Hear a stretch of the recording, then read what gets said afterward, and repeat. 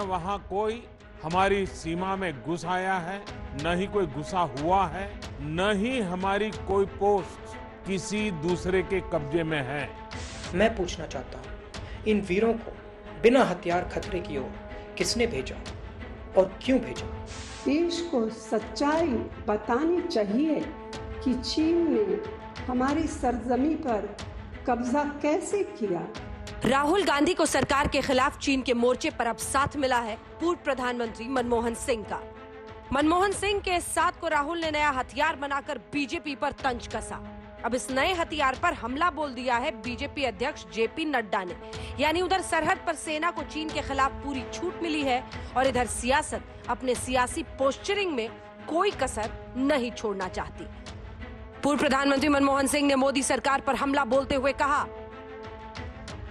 आज हम इतिहास के एक नाजुक मोड़ पर खड़े हैं।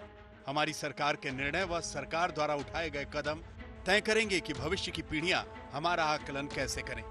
जो देश का नेतृत्व कर रहे हैं उनके कंधों पर कर्तव्य का गहन दायित्व है। हमारे प्रजातंत्र में यह दायित्व देश के प्रधानमंत्री का है। प्रधानमंत्री मोदी को कर्तव्य की याद दिलाते हुए मनमोहन सिंह ने उन्हें अपने बयानों को लेकर भी नसीहत दी। मनमोहन सिंह ने कहा है कि प्रधानमंत्री को अपने शब्दों व ऐलानों द्वारा देश की सुरक्षा और सामरिक व भूभागीय हितों पर पड़ने वाले प्रभाव के प्रति सदैव बेहद सावधान होना चाहिए। पूर्व प्रधानमंत्री मनमोहन सिंह ने ये भी कहा, हम सरकार को आगाह करेंगे कि भ्रामक प्रचार कभी भी कूटनीति और मजबूत नेतृत्व का विकल्प नहीं हो सकता। साथ ही पिछलग्गू सहयोगियों द्वारा प्रचारित झूठ के आडंबर से सच्चाई को नहीं दबाया जा सकता।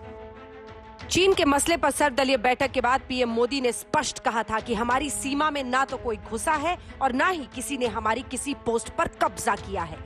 इस बयान पर विपक्षी दलों ने सवाल उठाए तो सरकार को सफाई जारी करनी पड़ी कि एलएसी पर चीनी सेना की हरकतों की वजह से विवाद हुआ है। मनमोहन सिंह के बयान पर राहुल गांधी ने भी ट्वीट कर दिया। कहा, देश की भलाई के लिए प्रधानमंत्री नरेंद्र मोदी को पूर्व पीएम मनमोहन सिंह की सलाह माननी चाहिए। इस ट्वीट पर बीजेपी अध्यक्ष ने सीधा हमला बोल दिया। सेना का बार बार अपमान करना बंद कीजिए, उनके शौर्य पर सवाल उठाना बंद करिए। आपने सर्जिकल और एयर स्ट्राइक के बाद भी यही कहा था। राष्ट्रीय एकता का सही अर्थ समझिए, खासकर ऐसे वक्त पर। एक और ट्वीट में उन्होंने लिखा, ये चिंता मनमोहन सिंह को तब करनी चाहिए थी जब उनकी सरकार ने भारतीय सरजमीन से कई किलोमीटर का हिस्सा चीन को सौंप दिया था। 2010 से 2013 तक उनकी सरकार में 600 बार चीन ने घुसपैठ किया था। मनमोहन सिंह उसी कांग्रेस पार्टी के नेता हैं जिसने 43,000 किलोमीटर जमीन चीन को सौंपी थी। इस सियासी जंग में अभी बहुत जान बाकी है, रोज चलेगी, लेकिन असल चुनौती तो सरहद पर है, जहां कोर कमांडर स्तर की बैठक चीन की तरफ मोल्डो इलाके में हुई। इधर भारत सरकार ने साफ कह दिया है कि चीन के खिलाफ भारतीय सेना को पूरी छूट दे दी गई है। रक्षा मंत्री राजनाथ सिंह रूस में विजय दिवस के जश्न में शामिल होने के लिए 3 दिन के दौरे पर मॉस्को जा रहे हैं। भारत चीन मतभेद के बीच इस दौरे का महत्व बढ़ जाता है क्योंकि चीन भी इसमें शामिल हो रहा है। आज तक ब्यूरो।